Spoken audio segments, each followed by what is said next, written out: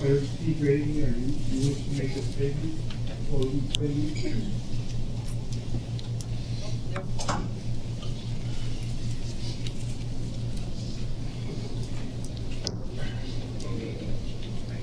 So, we've been listening at length to the laws of the land.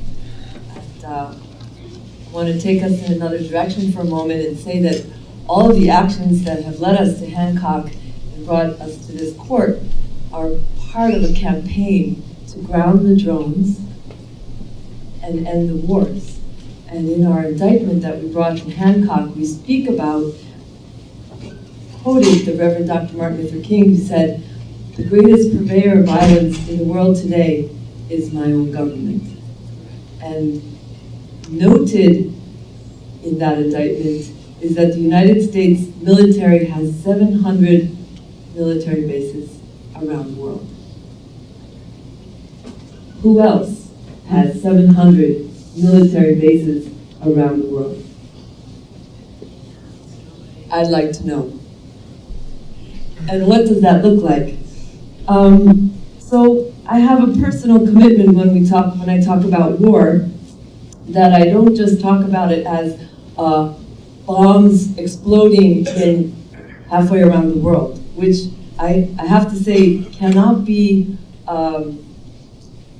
taken lightly, that we have no idea what it's like to be bombed by a Hellfire missile, that our children would be at such risk pretty much 24/7 in some parts of the world. But to be really clear, war has a cost right here, has a face right here. And I want to bring that into this conversation and every conversation that I have about war. I wrote a letter to you, Judge Gideon, when I was in the Justice Center in June and July of 2012. I wrote the letter on the last day of my 7 days in the Justice Center, and it was addressed to you from a very, very cold cell. I'm sorry I don't have that letter here with me now, but I note in that letter, first of all, that whenever your name came up, women would actually say a word of your kindness, and I think that's a pretty common thread. So that's notable to me. Thank you for that. But what's really striking to me, this comes to me from years back, is that what we see depends on where we stand. And my vision is most often sharpened when I am inside of a jail cell on the receiving end of, quote, this justice system of this country, which is, I believe, the greatest purveyor of violence in the world today. And what seems important is the corollary for me. When we talk about all of the 2.3 million people who fill our jails and prisons that are convicted of crimes and misdemeanors and violations, that actually those people are those on the receiving end of the big crime, the real crime I offer to us. And I share this today as a collective invitation for all of us to shift our mind, knowing that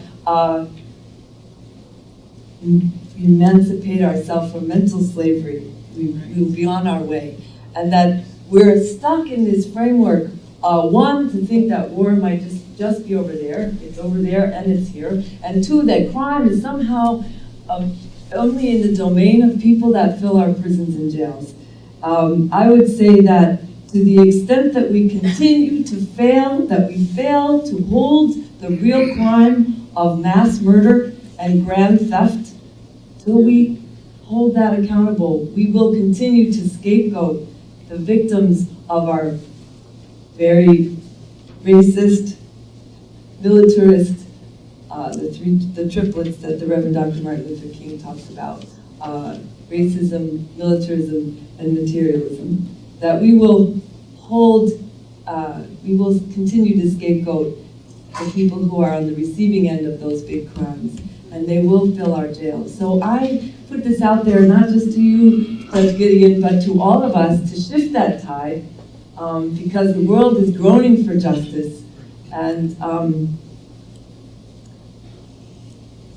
I know in my town that the schools are crying out for more money, that young people are crying out for better jobs, that people are looking for better housing. The list can go on. And what we could do with $1 million a minute, or $2 million a minute that we spend on war. So I just wanted to open that up there and add that to the conversation. Thank you. Thank you. Let's see, I think the next one on the list, Mr. Coco's next. No. Right.